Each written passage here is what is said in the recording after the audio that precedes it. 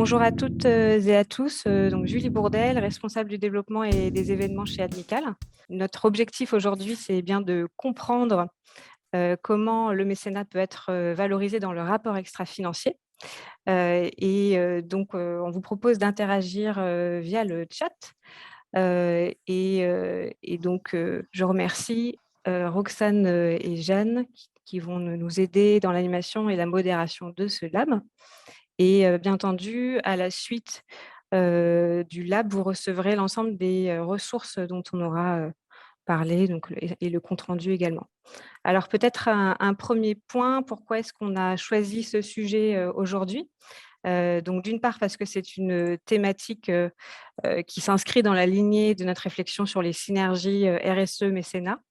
Donc on a déjà pu aborder ce sujet au lab du mois de mars 2021 sur la question de l'intégration des critères ESG et ODD. Et également dans le cadre des 2 derniers Mécènes Forums, on avait donc en 2020 traité le sujet sous l'angle de l'alignement RSE mécénat et également l'année dernière sur la question de l'alignement, de la généralisation de l'alignement RSE mécénat. Donc peut-être que si vous étiez présent à notamment ce dernier rendez-vous, vous vous souviendrez du visuel donc de notre facilitatrice graphique qui apparaît voilà, à l'écran. Merci Roxane. Ça, c'était un premier point. Donc, le deuxième point, c'est qu'on a choisi ce sujet aussi parce que, bien entendu, il est essentiel pour nous dans la mesure où les stratégies RSE et mécénat se mêlent de plus en plus. Et aussi parce que la législation est en train d'évoluer. Donc ça, on y reviendra dans un second temps. Bien sûr, on est conscient que ce sujet concerne principalement les mécènes, mais on s'est dit aussi que ce serait intéressant pour des porteurs de projets de comprendre comment leurs actions sont valorisées dans ce fameux rapport extra-financier. On vous propose le programme suivant qui va s'afficher un petit peu plus loin. Donc, dans un premier temps, j'aborderai l'évolution du cadre réglementaire et le contenu du rapport extra-financier. Ensuite, je proposerai à nos 2 intervenants du jour et que je vais présenter tout de suite de répondre à quelques questions. Et enfin, vous aurez la parole pour leur poser des questions. Donc pour commencer, merci beaucoup Pascal Bello et Cécile Advani d'avoir accepté notre invitation. Donc Pascal, vous êtes le directeur de l'agence ESG Score, société internationale spécialisée dans la notation et l'analyse stratégique des problématiques ESG. Et vous publiez donc tous les ans l'indice de performance éthique des fondations, le FEPIX, qui évalue l'utilité sociale, sociétale et environnementale selon un certain nombre de critères d'analyse dont vous nous parlerez. Et cette année, votre étude concerne les 120 plus grandes entreprises cotées. Et Cécile Advani, vous êtes responsable stratégie et développement à la Fondation BNP Paribas et vous êtes notamment en charge de la valorisation des actions philanthropiques du groupe et de bien d'autres sujets. Donc, vous nous expliquerez notamment comment le mécénat est valorisé dans le rapport extra-financier de BNP Paribas. Merci à tous les 2. Je souhaitais donc débuter ce lab en rappelant quelques éléments de contexte. Donc, le premier, c'est que, comme sans doute vous le savez, le jour du dépassement, qui était le 5 mai cette année, est derrière nous. Donc, c'est le jour qui signale le moment où chaque année, l'humanité a consommé plus de ressources que la planète ne peut en régénérer en un an. Ensuite, sur la slide suivante, vous verrez donc un graphique issu du rapport Vigilance climatique 2021 qui passe au crible la conformité de 27 multinationales françaises à leurs obligations légales. Donc, les critères de notation s'appuient notamment sur la loi sur le devoir de vigilance des sociétés mères sur laquelle je reviendrai un peu plus tard, les objectifs internationaux de l'accord de Paris ainsi que les données scientifiques du GIEC et de l'Agence internationale de l'énergie. Et donc, cette association a noté sur 100 points les mesures prises par les entreprises, 100 étant la note qui permettrait seulement d'être dans la légalité. Et donc, le constat est assez sévère puisque aucune entreprise n'obtient la totalité des points. Donc, par définition, ça veut dire que toutes ces entreprises s'exposent à un risque juridique. Alors ça pourrait être un sujet en soi pour un lab et on le garde dans un coin de notre tête. Euh, et donc, c'est vraiment un sujet qui devient stratégique pour beaucoup d'entreprises aujourd'hui. Sur la slide suivante, vous verrez que donc, les attentes sont de plus en plus fortes en termes de communication extra-financière. Donc ça, c'est un extrait d'une étude de PwC et de l'Association nationale des directeurs financiers et de contrôle de gestion. Ces attentes proviennent donc désormais, et ça c'est vraiment une nouveauté, je pense, depuis quelques années, des investisseurs et du management. Et donc, on anticipe une intégration plus forte de l'information financière, extra-financière, dans 3 domaines là, que vous voyez en bas à gauche, qui sont 1, la mesure et le pilotage de la performance, 2, la communication externe et 3, le reporting réglementaire. Dans la slide d'après, vous verrez donc en haut à droite que la communication extra-financière arrive en première position parmi les enjeux identifiés donc pour la mise en œuvre de la démarche ESG pour les directions financières. Et enfin, donc, sur la slide d'après, vous verrez que donc, en janvier 2025, les entreprises européennes de plus de 250 salariés auront une obligation de transparence sur les indicateurs ESG. Donc ça, c'est un point, c'est la raison majeure pour laquelle on a choisi d'aborder ce sujet. Roxane, si tu peux passer juste à la slide d'après. Voilà, merci beaucoup. Donc, on a aujourd'hui 50 000 entreprises qui sont ainsi concernées par ce reporting extra-financier.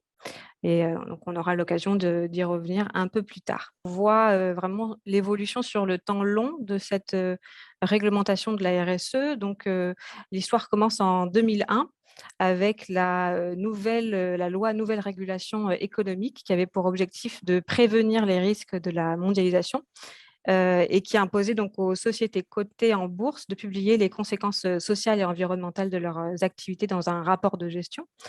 Ensuite, effectivement, en 2010, c'est la loi Grenelle 2 qui impose des critères environnementaux que certains secteurs doivent respecter progressivement jusqu'en 2050. Donc, cette loi concerne particulièrement la construction, l'urbanisme, les transports, l'énergie, le climat, la biodiversité, les risques de santé, le traitement des déchets et la gouvernance. Donc, on voit déjà les critères ESG transparaître. Et cette loi élargit également la catégorie des sociétés qui sont soumises à ce reporting. Et donc, ce ne sont plus seulement les sociétés cotées en bourse, mais aussi les sociétés avec un chiffre d'affaires supérieur à 100 millions d'euros ou qui ont une masse salariale supérieure à 500 employés qui doivent désormais publier leur rapport extra-financier. En 2015, les Nations Unies donc, définissent les 17 objectifs de développement durable qu'on connaît bien désormais. Et donc, chaque pays adopte un certain nombre de mesures et la France, quant à elle, s'engage sur une feuille de route avec 98 indicateurs. Toujours en 2015, la loi relative à la transition énergétique pour la croissance verte, donc LTECV, renforce les obligations de reporting en matière d'enjeux climato-énergétiques, d'économie circulaire et de gaspillage alimentaire. Et on a notamment un article qui est une première mondiale qui oblige 840 investisseurs institutionnels qui sont des banques, des assurances, des mutuelles, des sociétés de gestion à publier de façon transparente leurs efforts pour lutter contre le réchauffement climatique. Et donc, ces investisseurs doivent intégrer ces critères ESG, donc environnementaux, sociaux et de gouvernance dans leurs investissements. 2017, donc c'est la loi sur le devoir de vigilance qui oblige donc les sociétés de plus de 5 000 salariés en France et 10 000 salariés dans le monde à publier annuellement un rapport sur la prévention des risques, rapport qui donc oblige également les entreprises à faire respecter ces principes dans leurs filiales, auprès de leurs sous-traitants et de leurs fournisseurs en France comme à l'international. Et donc, bien sûr, elles doivent également mettre en place un dispositif de suivi pour évaluer l'efficacité de ces mesures. Toujours 2017, et on arrive à notre sujet, donc la directive européenne sur le reporting extra-financier qui avait été votée en 2014 et transformée donc, en droit français via un décret. Cette loi s'appelle la Non-Financial Reporting Directive au niveau européen et donc donne lieu à notre déclaration annuelle de performance extra-financière en France, qui correspond au rapport extra-financier tel qu'on l'entend aujourd'hui. Et enfin, donc, 2019, naissance de la loi Pacte avec donc la raison d'être, les sociétés à mission et donc cette idée de faire passer au deuxième plan l'obligation de générer des dividendes. Et donc, ça y est, on y est sur la slide suivante, ou quoique non, d'ailleurs, on l'a déjà passé, pardon.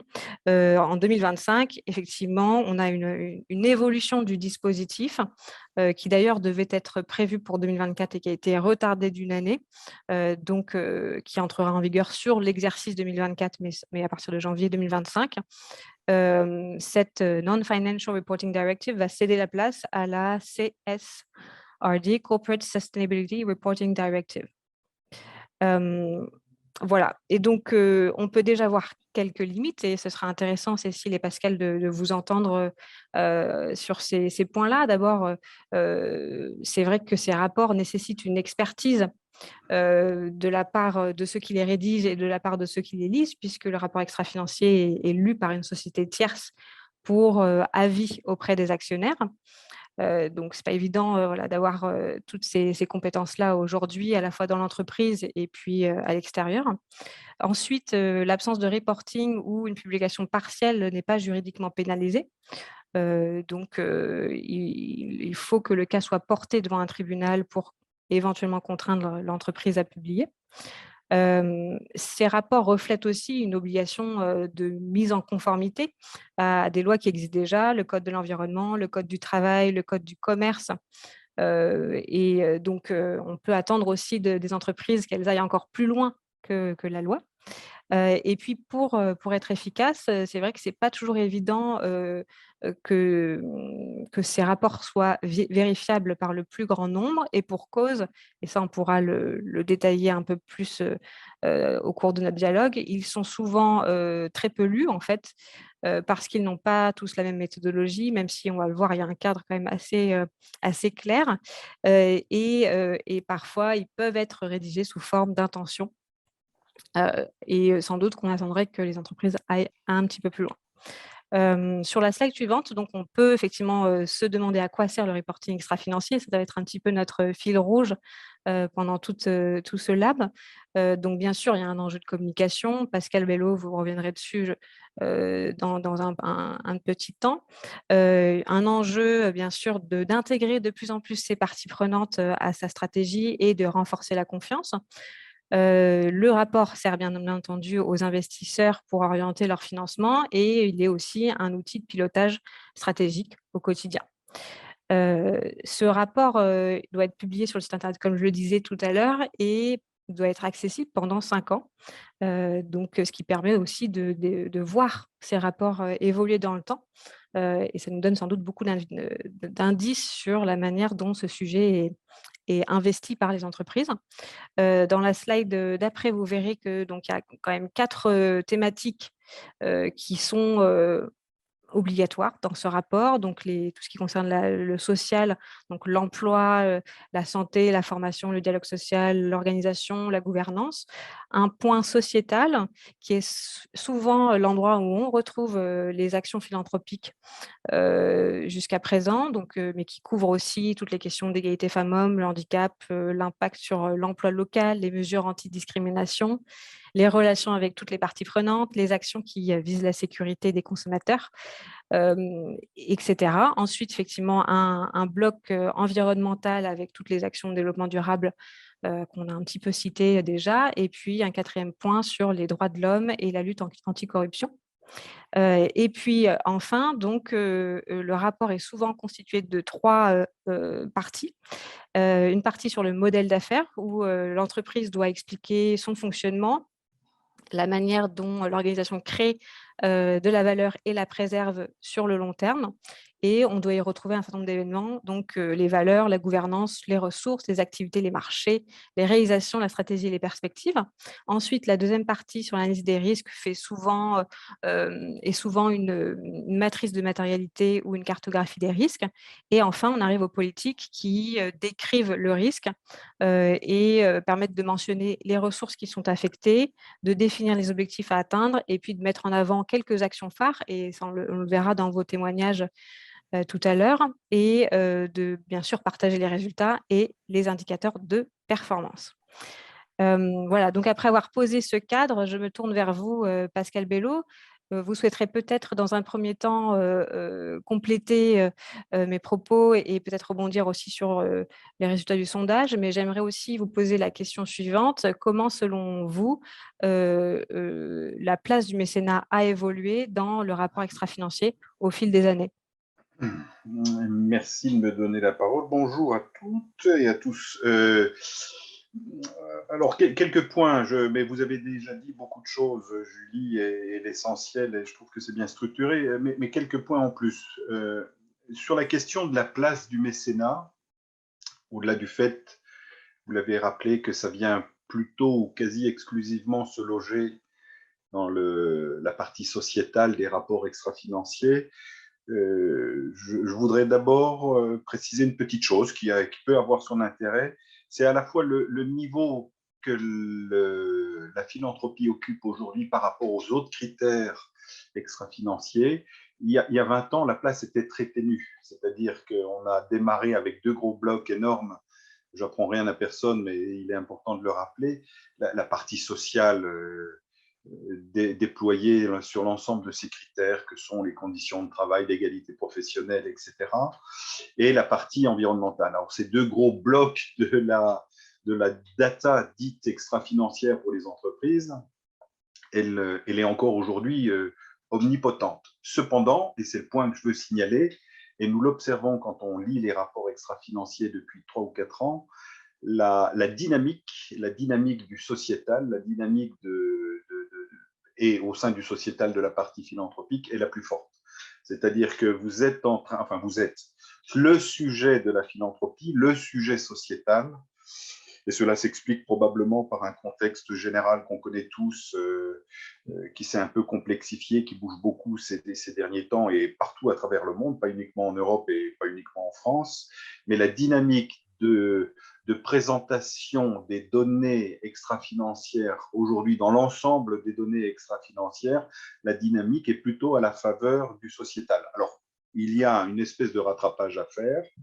Il y a une explication contextuelle, telle que je le précisais tout à l'heure, et toute la question qui reste posée, alors que pour la partie sociale, les critères, les objectifs, les niveaux de performance sont relativement identifiés, alors que pour la partie environnementale, là, c'est beaucoup plus quantitatif et c'est beaucoup mieux mesuré aujourd'hui. Il y a une espèce de maturité à l'analyse de la donnée qui est, je ne dis pas optimale, mais qui aujourd'hui, on voit bien, a beaucoup progressé. Toute la question de la mesure, du type d'indicateur, de la trajectoire, du qui, quoi, comment, reste encore à faire sur la partie sociétale et notamment sur la partie philanthropique. Voilà, ça c'est un premier commentaire que je peux faire à brûle pour point. Et je précise aussi une chose, mais si vous avez des questions, ou je peux poursuivre aussi si vous me laissez, si vous m'accordez encore le temps là-dessus, je précise que cette absence de codification ou de règles formelles laisse aussi une marge de manœuvre à chaque entreprise de dire ce qu'elle veut faire, c'est-à-dire qu'elle a une obligation à respecter. Je rappelle, vous l'avez dit, mais je vais le formuler autrement, c'est que la DPEF, cette obligation, cette directive sur l'obligation du reporting extra-financier, qui va être renforcée par la CSRD prochainement, le cœur, la philosophie même qui porte cette directive, c'est un devoir de vigilance qui oblige l'entreprise à citer où se situent les problèmes de risque. Et donc, c'est bien de risque dont il s'agit. Alors, vous allez me dire, quand on est dans la philanthropie, le risque est limité. mais j'y reviendrai peut-être tout à l'heure, mais il y a aussi des risques sur la partie philanthropique, mais c'est bien sous un fonctionnement de présentation du risque qu'il s'agit de restituer de l'information. Et quand on restitue cette information relative au risque, il est nécessaire d'expliquer en quoi ou quelles sont les mesures que vous souhaitez mettre en place pour les traiter. Donc voilà, 3 petits points très rapides. Une dynamique à la faveur du sociétal qu'on constate. Je le vois depuis 3 ans, enfin, on suit étroitement le travail des fondations, certes, mais à l'agence, on collecte et on traite les données des rapports extra-financiers. La dynamique est à la faveur du sociétal en général et de la philanthropie en particulier. Un point que je voulais rappeler aussi, le deuxième, sur cette absence de codification et de règles formelles relativement à ce qui est fait sur le social et l'environnement, vous laisse une marge de manœuvre. J'ai envie de dire, il faut s'en réjouir. Rien n'est pire pour une entreprise que de subir et de devoir rentrer des informations dans des cases.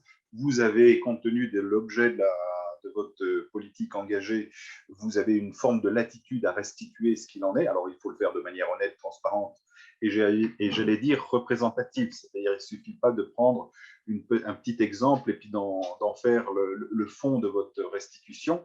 Mais si c'est représentatif et en transparence, vous avez une marge de manœuvre. Donc, je pense plutôt que c'est un point que je considère comme positif. C'est-à-dire qu'aujourd'hui, puisque vous devez rendre compte et puis qu'on ne vous précise pas étroitement comment il faut le faire et sur quoi il faut le faire, c'est très bien pour les entreprises d'un point de vue comment dire, purement intérêt de la chose, et puis pour être sûr que ce que vous allez raconter soit bien représentatif de ce que vous faites. Et enfin, le troisième point, et je l'ai oublié, je l'ai précisé tout à l'heure, donc il y a un problème de dynamique, il y a un problème de codification, et je voulais vous La préciser disparité. que, Roxane, peut-être que tu peux afficher la ouais, slide de Pascal.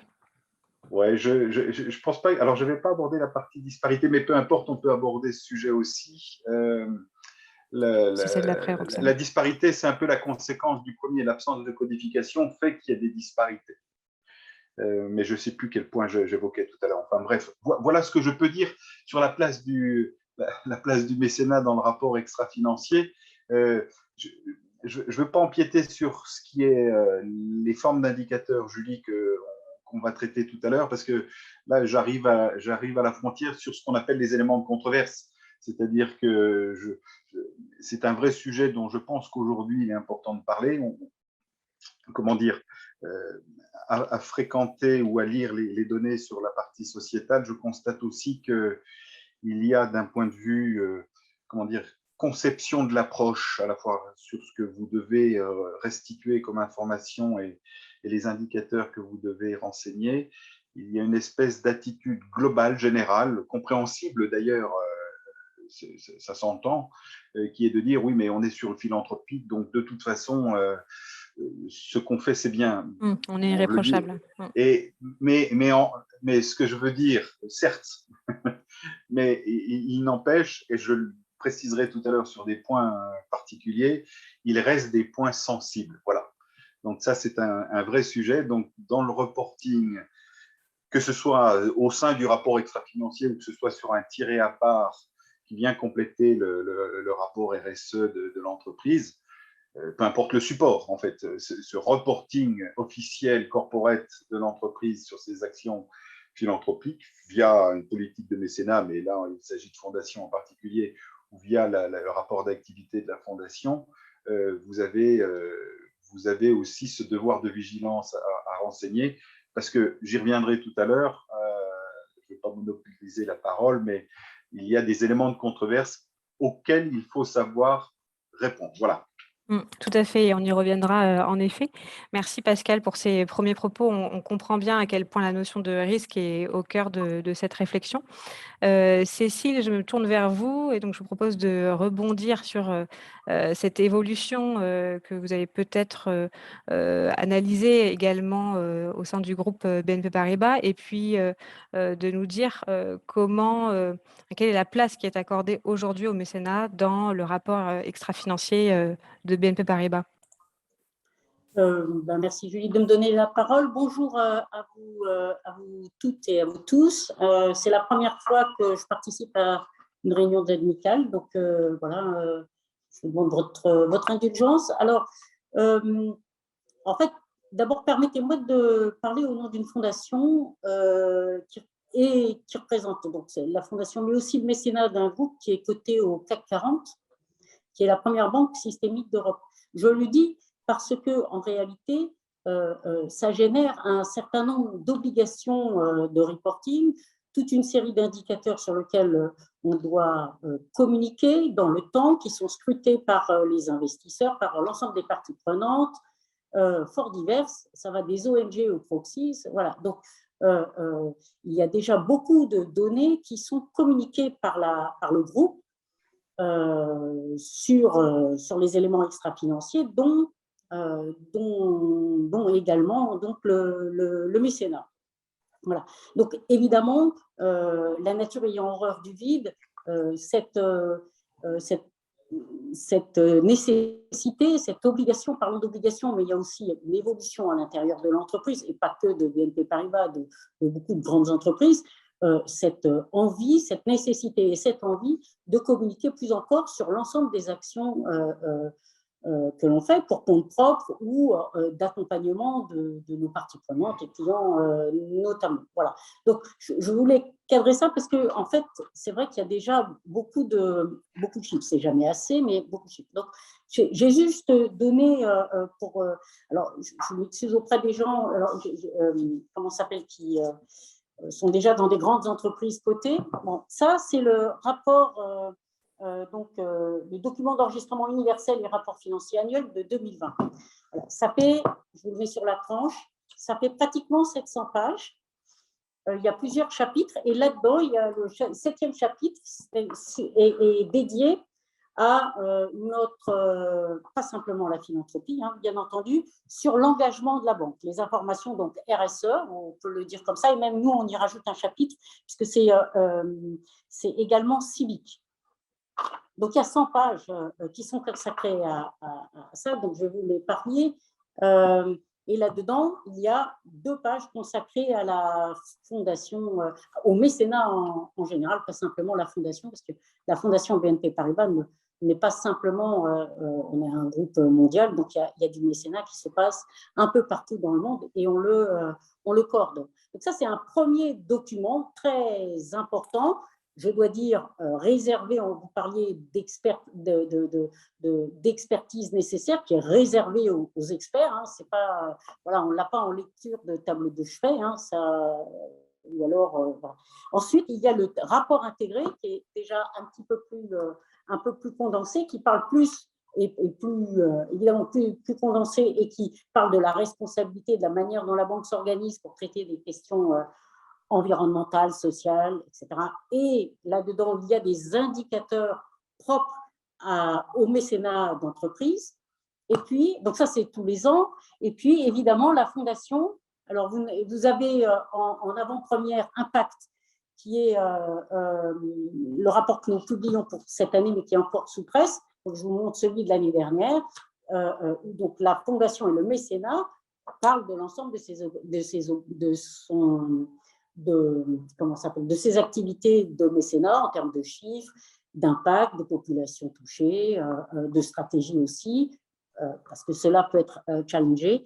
Et puis, je vous le donne en dernier, on a aussi des brochures spécifiques, puisqu'on a des BNP Paribas, nous avons, on reviendra là-dessus, mais dans le monde, on gère à peu près 1300 partenaires pour des actions de mécénat.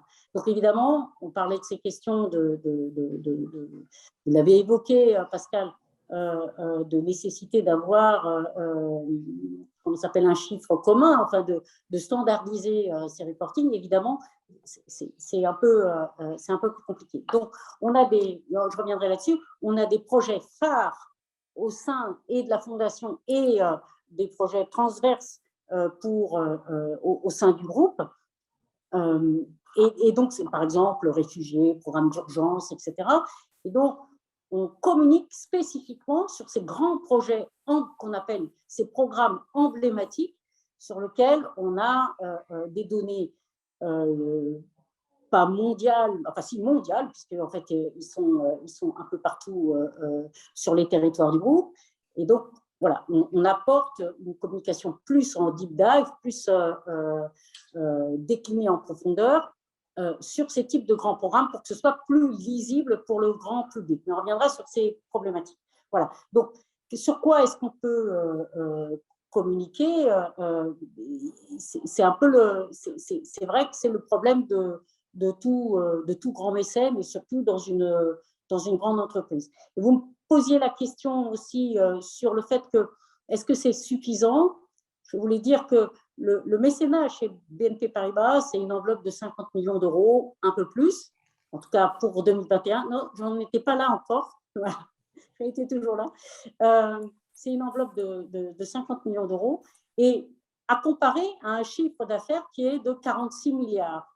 Donc, il faut aussi mettre cette communication en parallèle avec l'ensemble des activités de la banque et l'ensemble des activités sur lesquelles la banque doit également communiquer. Mais je rejoins Pascal Bello en confirmant qu'évidemment, il y a un dynamisme en faveur du sociétal et que donc, ce sujet-là étant en plus compris, attendu, ça fait partie des aspirations des gens qui nous obligent, enfin quand je dis nous oblige au bon sens du terme, c'est-à-dire que ça nous engage en fait à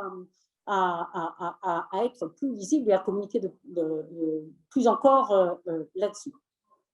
Voilà à peu près ce que je voulais Merci Cécile. mentionner à tout.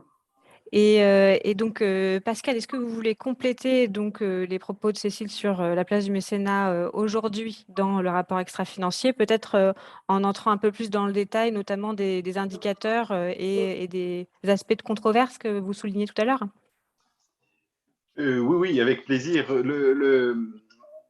Cécile l'évoquait, la problématique de la comparabilité ou de la pertinence de l'indicateur est le vrai sujet du reporting par essence.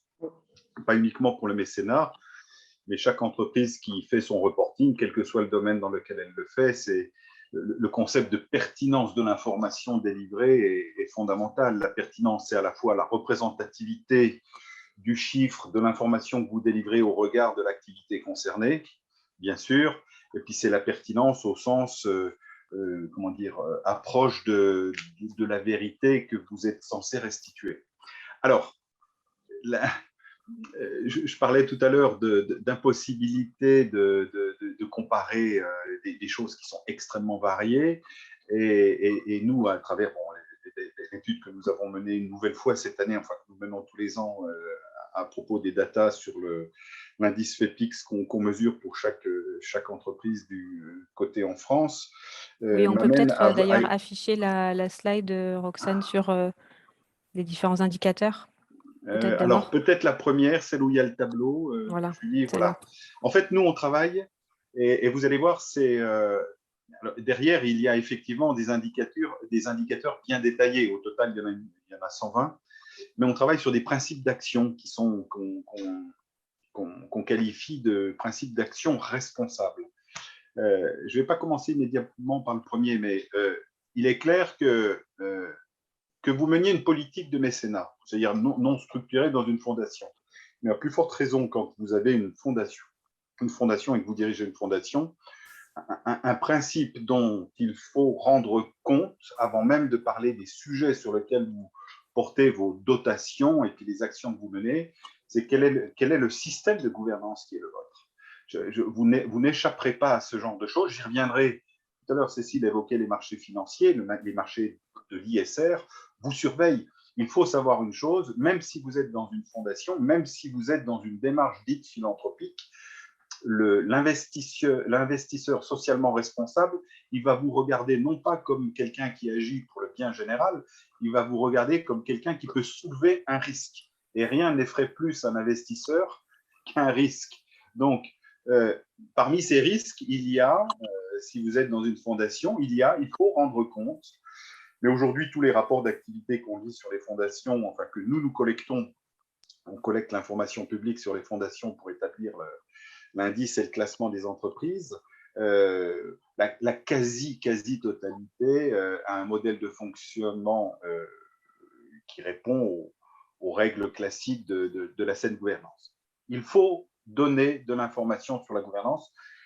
Et je précise, encore une fois, il est bon de le rappeler, même si je rabâche un peu, ne pas donner d'informations sous couvert du fait que vous agissez positivement, c'est pas audible. C'est pas audible pour beaucoup de parties prenantes, et notamment, je le précisais tout à l'heure, pour les marchés qui vous observent. Mais même pour les parties prenantes externes, associatives qui vous observent, donner le mode de fonctionnement, et à partir de là, il y a des critères qui se décrivent.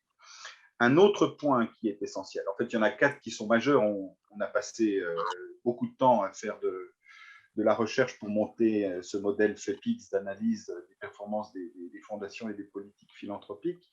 Le deuxième, c'est le concept. Je vais encore une fois étonner personne, mais on a essayé de le détailler et de le définir un petit peu finement. C'est le concept d'efficience. Alors, je ne parle pas d'efficacité, je parle d'efficience. Et pourquoi efficience ? Je ne fais pas de la sémantique pour le plaisir de faire de la sémantique. L'efficience, j'ose le rappeler, pardonnez-moi, mais chacun d'entre vous le sait, c'est le rapport entre l'allocation dédiée et le bénéfice attendu. On peut être efficace dans quelque chose et dépenser beaucoup d'argent et obtenir un résultat. L'efficience, c'est un peu plus subtil, c'est on tire le bénéfice maximum d'une dotation affectée. Et là aussi, vous êtes attendu. Vous êtes attendu en tant que responsable de fondation sur le concept de l'efficience. Je vais en creux vous dire ce qui soulève le plus de risques potentiels, c'est d'avoir une fondation avec une équipe pléthorique. Et on s'aperçoit qu'effectivement, les frais de fonctionnement par rapport à la dotation sont à hauteur de 40, 50, parfois 60, 70% consommés par les frais de fonctionnement de la fondation, parce qu'il y a beaucoup de monde, parce qu'il y a il y a une gestion peut-être un peu plus précaire qu'ailleurs. Et en fait, l'entreprise bénéficie d'une image active sur le plan philanthropique, mais en fait, la dotation qui est allouée vient servir autre chose que le seul bénéficiaire dont les statuts pourtant relatent l'existence au sein de la fondation. Le concept d'efficience, vous devez rendre compte sur ce genre de choses. Le troisième, et encore une fois, ce n'est pas par ordre d'importance, hein, c'est vraiment… et après, il y a une articulation générale qu'on peut donner à cela. Le troisième que je voulais aborder avec vous, le troisième domaine, et après on pourra éventuellement parler d'indicateurs, c'est celui de la mesure d'impact. C'est-à-dire qu'on peut être dans une action avec des projets philanthropiques très nobles. On peut être d'ailleurs à actionner ces projets-là, être très efficient dans son action, mais il est aussi nécessaire d'aller prendre l'avis des bénéficiaires. Il est aussi nécessaire de faire ce qu'on appelle un contrôle de son action. On ne peut pas se substituer à l'appréciation des bénéficiaires quand on est dans l'action philanthropique. Alors, c'est une posture un peu particulière, qui a une petite couleur de culture anglo-saxonne, c'est vrai, mais les anglo-saxons n'ont pas fait que des bêtises, y compris dans le domaine philanthropique. Donc, moi, je vous invite tous à faire de la mesure d'impact. Encore une fois, vous allez entretenir un dialogue probablement, je vais dire, adulte, mature avec vos bénéficiaires et ils en seront contents. Vous exigerez d'avoir des informations sérieuses sur le sujet. Vous pourrez rendre compte en évoquant la satisfaction des bénéficiaires, mais ce sujet de la mesure d'impact, elle est absolument nécessaire. Il ne suffit pas de signer un chèque en blanc et de se dédouaner de son action philanthropique quand on décide d'avoir une politique d'intérêt général. Il faut aussi, quand on est responsable, aller contrôler, mesurer, faire une mesure d'impact. Enfin, le quatrième point, qui est le plus… C'est pour ça que je termine par celui-là, qui est peut-être le plus complexe, le plus subjectif à interpréter, c'est ce que nous appelons la légitimité d'action. Alors, légitimité d'action, ça veut tout dire et rien dire, mais il me semble important qu'une fondation qui souhaite agir dans des domaines particuliers ait une certaine forme d'action sur le sujet. Je m'explique. Je vais l'illustrer. Alors certains peut-être se reconnaîtront, mais Et c'est plus facile pour certaines entreprises qui ont par nature un core business qui est concerné par l'action d'intérêt général, mais il y a une espèce de, comment dire, de bénéfice global, de primes supérieures pour les entreprises qui sauraient décliner le core business de leur propre entreprise dans l'action de la fondation. Si vous êtes sur, comment dire, la maîtrise d'une problématique comme l'eau, comme la nutrition, et que vous avez une fondation qui opère en complément de ça, c'est-à-dire en délivrant à titre gracieux, en complétant l'action de l'entreprise sur des sujets qui viennent assister des populations défavorisées sur des sujets qui de l'eau, qui de la nutrition, qui d'autres domaines. C'est vrai qu'il y a une forme de légitimité à agir qui s'explique simplement par ce qu'on appelle en économie la courbe d'expérience. C'est-à-dire la courbe d'expérience acquise par l'entreprise sur les sujets de traitement de l'eau, de nutrition, d'accès à l'énergie. Il y a une courbe d'expérience qui, si elle est mise au service de la fondation, apporte une espèce de plus. Alors vous allez me dire, mais quid des entreprises qui sont sur des activités un peu éloignées a priori de l'intérêt général comme ça spontané. Elles peuvent agir sur d'autres domaines, là c'est la dimension culturelle ou autre, mais ce qu'on appelle la légitimité à agir, c'est l'idée selon laquelle, je vais le reformuler d'une autre façon, vous ne vous substituez pas à d'autres acteurs qui sauraient peut-être mieux que vous gérer le sujet sur lequel vous êtes engagé. Ça, il me semble que c'est important. C'est-à-dire que c'est difficile dans un pays où la culture judéo-chrétienne a marqué un peu l'action philanthropique à travers le temps.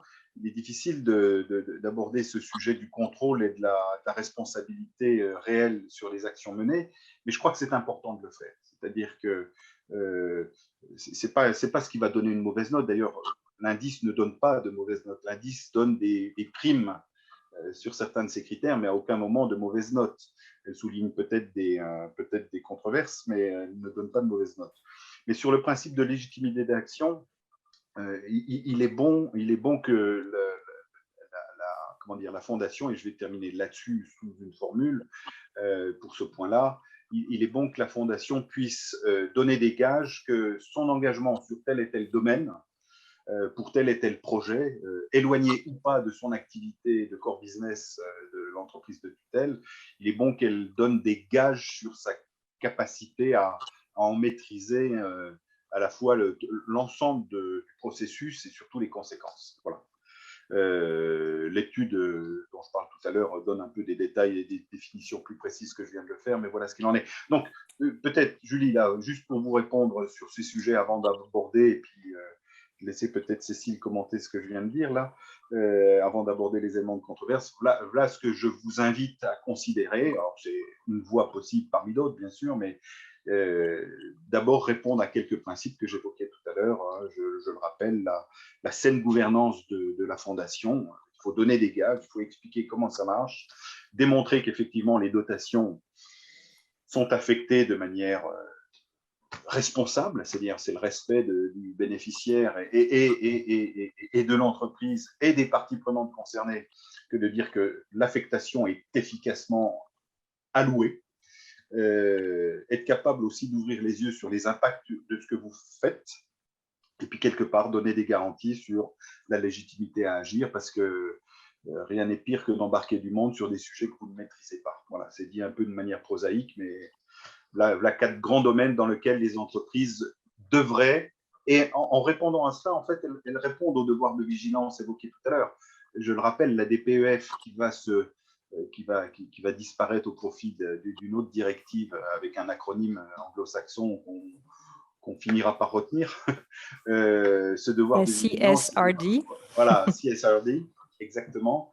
Ce sont 4 voies possibles. Alors, vous voyez dans le tableau ces 4 domaines, 4 principes qui eux-mêmes se déclinent en 14, je crois, critères d'analyse et enfin en indicateurs. Mais si vous êtes présent sur ces principes-là, je pense que vous répondez à la quasi-totalité des attentes de la directive. Merci Pascal pour ces propos. Alors, je souligne que chez Admical, on n'est pas tout à fait d'accord avec Le principe de certaines… légitimité d'action. Exactement, parce que on considère que le véhicule juridique doit être, enfin, si véhicule juridique il y a, doit être en raccord avec la stratégie de manière globale. Et c'est vrai que, et de la même façon que le choix des domaines d'intervention doit être porté par la stratégie. Et enfin, ça nous dérange absolument pas qu'une organisation choisisse d'aller agir dans un domaine qui n'est pas lié à son core business. Donc voilà, petite nuance. Et c'est vrai que sur la question de l'impact, on en parle beaucoup. Et souvent, ce reporting-là complexifie beaucoup la vie des porteurs de projets. Donc je pense qu'il faut le faire avec doigté. Et puis, donc sur la question de l'efficience, c'est difficile aussi de parler d'efficience dans ce secteur de l'intérêt général où justement, on cherche aussi à sortir des logiques strictement business. Donc, voilà, petite, petite précision. Et donc, Cécile, je vous propose de rebondir donc, sur ce Oui, qui a été dit et peut-être aussi de nous expliquer ce que vous valorisez dans le rapport extra-financier et comment est-ce que vous choisissez ces éléments. Et puis ensuite, bien sûr, on a plein d'autres petites questions sur ces aspects-là. bien sûr. Alors, justement, on va commencer dès maintenant un peu la polémique, si vous voulez, comme ça va donner un peu d'animation. Ouais, j'ai trouvé très intéressant la présentation de Pascal et je le rejoins sur beaucoup de points, mais pas sur tous non plus. Globalement, parce que quand même, un acteur, une fondation, une entreprise qui porte une fondation euh, doit avoir la liberté absolue de choisir ses sujets et de le faire comme elle l'entend. Pour autant qu'elle le fasse avec sérieux et avec comment s'appelle, des critères très objectifs de fonctionnement. Donc, en réalité, ce que je veux dire, c'est que sur la gouvernance, bien sûr, pour moi, c'est quelque chose de très, très important d'exprimer clairement quelle est sa gouvernance, le chemin des décisions, donc la stratégie aussi de la fondation, ce qu'elle souhaite soutenir comme type de projet, les comités de décision qui vont embarquer ces projets, le suivi de ces projets. Et donc, ça va aussi sur la mesure d'impact. Donc, le troisième indicateur que Pascal mentionnait, évidemment, pour nous, c'est quelque chose de clé. C'est-à-dire que quand on signe une convention avec un partenaire, on sait bien à quoi ce qu'on va lui demander. C'est-à-dire qu'auparavant, on a défini une stratégie, où on veut aller, quel objectif on souhaite avoir au terme de la fondation, hein, quels objectifs on souhaite avoir, et donc quels partenaires on va aller solliciter pour atteindre ces objectifs. Et à partir du moment où on va aller réfléchir avec ce partenaire sur quel projet soutenir et donc quel objectif il y a à atteindre, évidemment que derrière, il y a des KPI. Parce qu'on doit rendre compte, évidemment, c'est l'argent de l'entreprise, in fine, enfin, en tout cas, nous, ça vient du résultat commerciaux de l'entreprise qui nous alloue donc certaines enveloppes.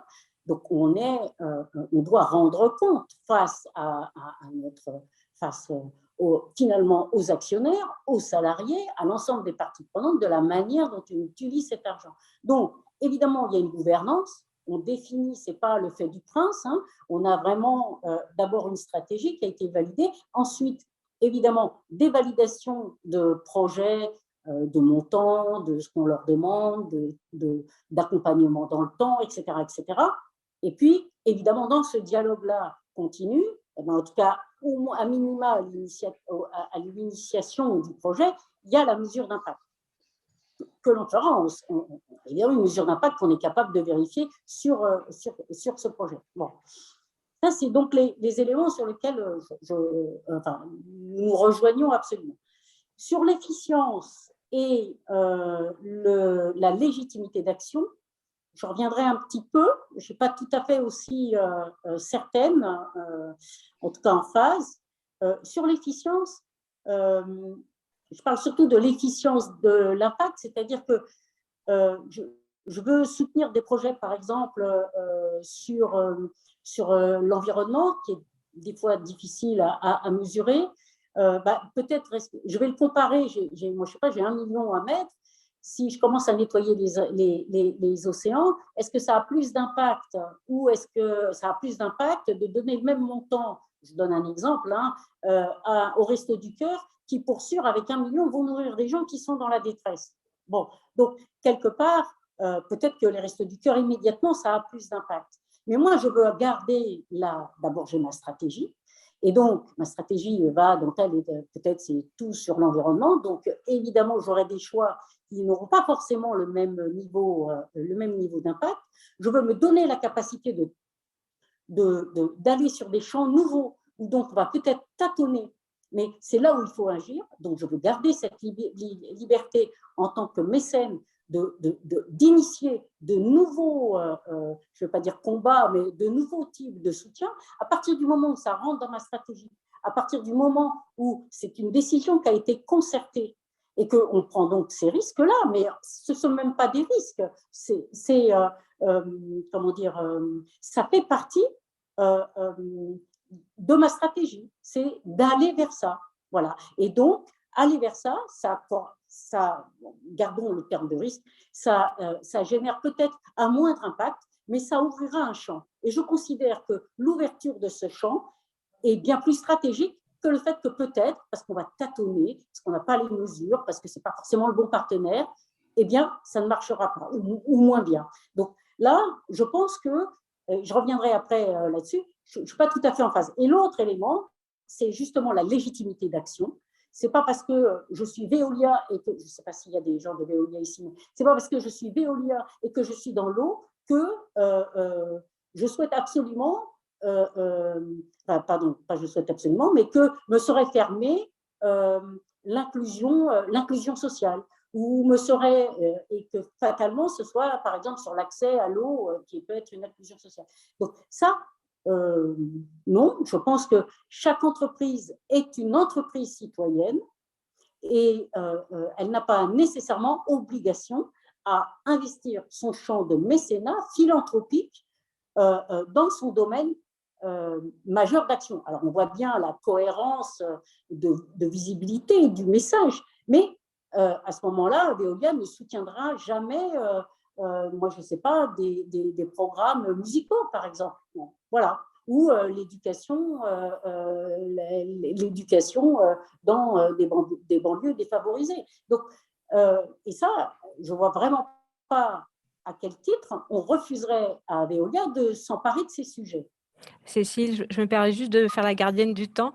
Voilà. Est-ce qu'on pourrait peut-être se recentrer sur la question donc des éléments à valoriser dans le rapport extra-financier et les outils de votre reporting qui se fait également à l'international, si j'ai bien compris. Les outils de reporting, nous avons mis en place un outil qui est perfectible et qui est en cours de perfection, que nous appelons FI, où nous, par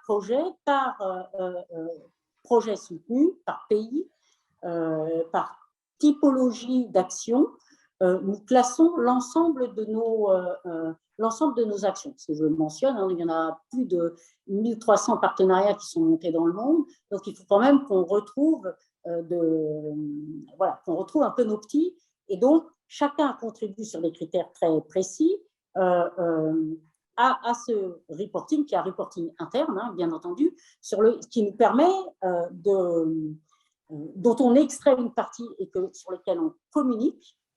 On ne communique vraiment pas sur tout, il y a plusieurs degrés de communication. Il y en a pour notre propre stratégie que l'on rend compte au COMEX du groupe, au COMEX de la fondation, pour dire voilà, ça a marché, pas marché, voilà où on en est, là on est à plus trop, plus là, etc. Bon, donc ça nous permet de piloter notre activité. Et ça, nous estimons que c'est c'est une mesure de réflexion pour nous. Et puis, évidemment, c'est la mesure sur laquelle on communique, et ce sont des chiffres que l'on retrouve évidemment dans l'ensemble de nos reportings.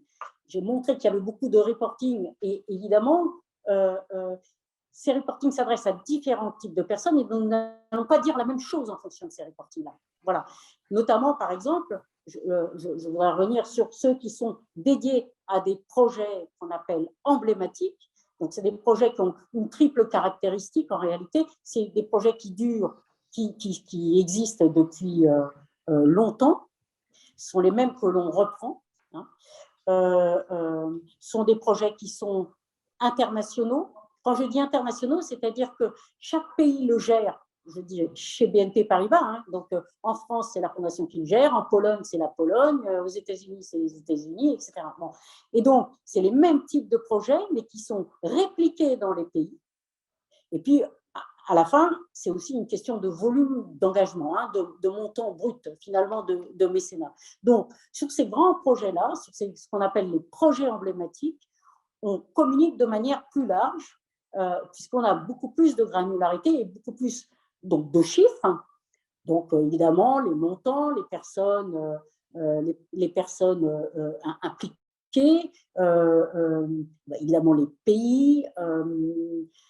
Sur le temps, alors, moi, je ne sais pas, quand c'est l'accès à la culture, on peut dire combien d'enfants, quel type de programme.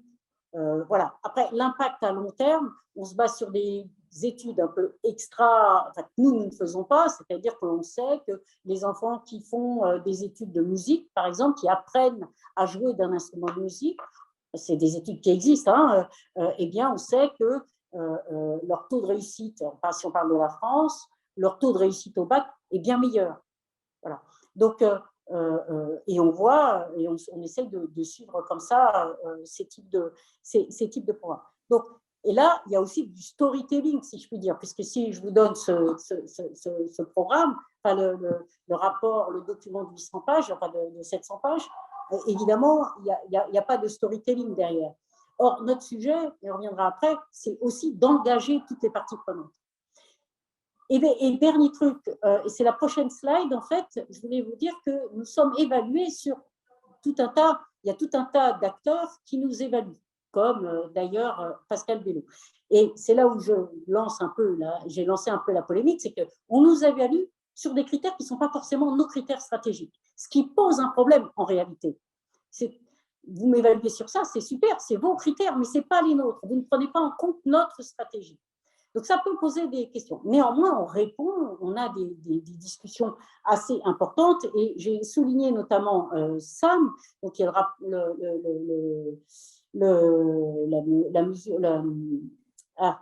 j'ai oublié l'acronyme de SAM. Vous le voyez, moi, je suis sur mon téléphone portable, donc j'arrive plus à le lire. Corporate Sustainability Assessment.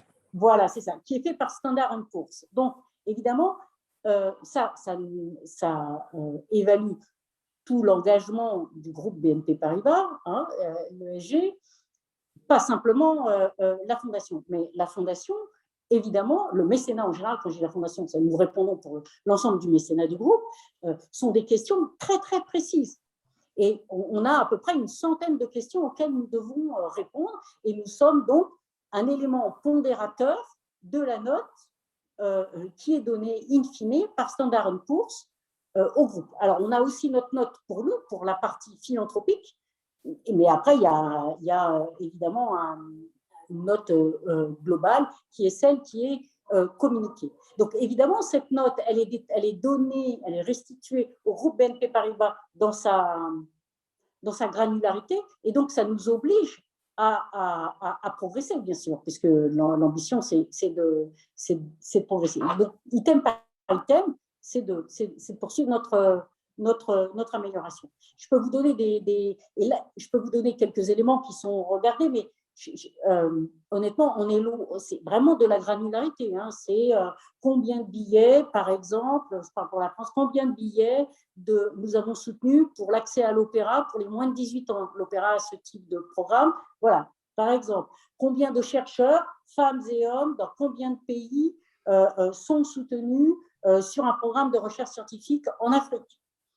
Le montant d'artistes individuels soutenus dans l'année. Le montant d'abondement que le groupe apporte à notre fonds urgence et développement que l'on déclenche au moment de projets voilà, de crise, soit climatique, soit humaine, et dans lesquels les collaborateurs ou les clients peuvent investir et que la banque abonde.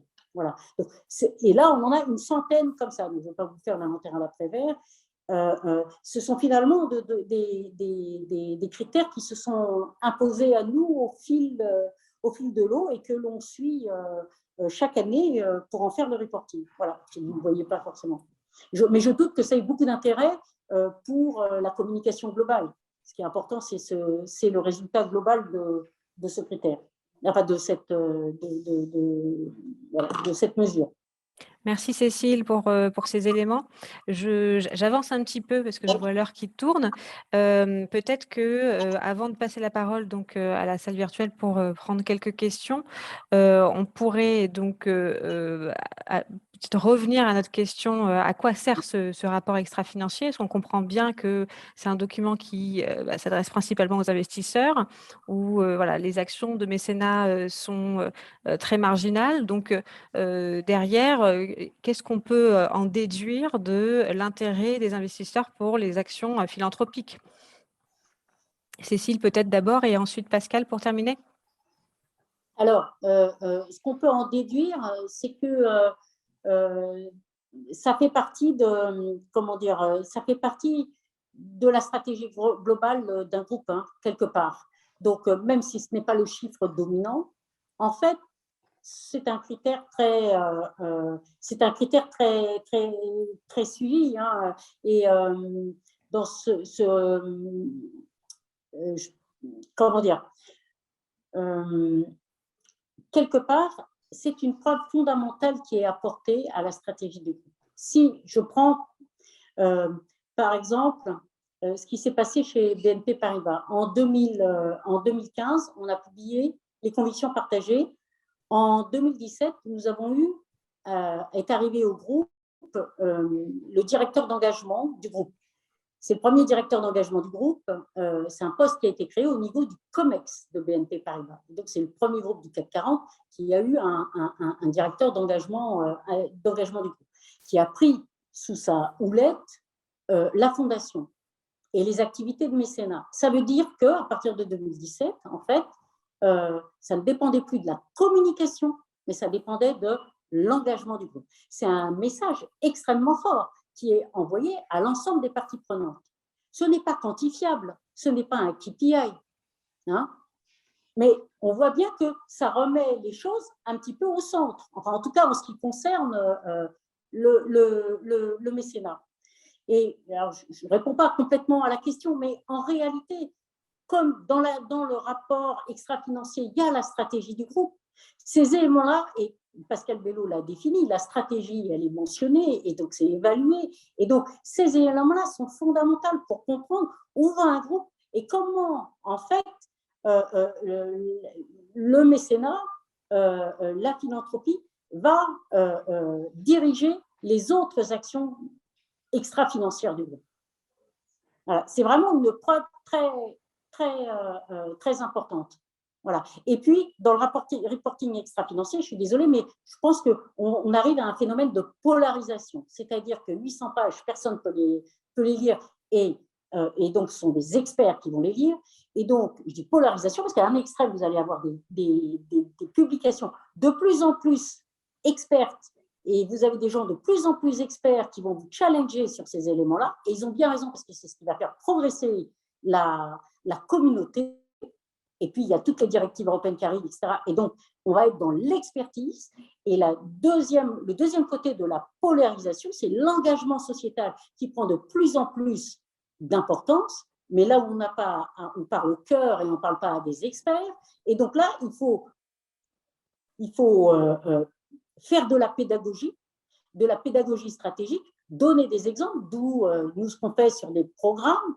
Et c'est l'autre partie de la polarisation. Et donc, je pense qu'en fait, c'est la partie intelligible du rapport extra-financier qui est en train de s'extraire lui-même du rapport extra-financier pour être entendable par l'immense majorité. Voilà, c'est comme ça que je le dirais. C'est cette polarisation qui est importante. Merci Cécile. Pascal ? Sur la partie intérêt du reporting, je vais répondre.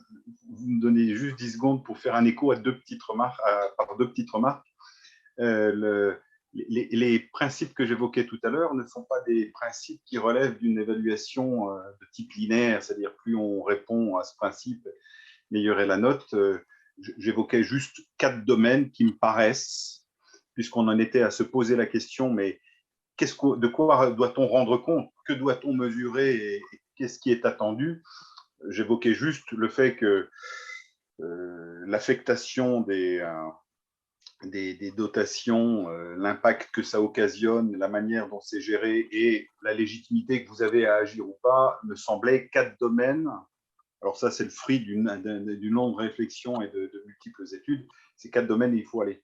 Et je précise à Cécile, sous la forme d'un clin d'œil,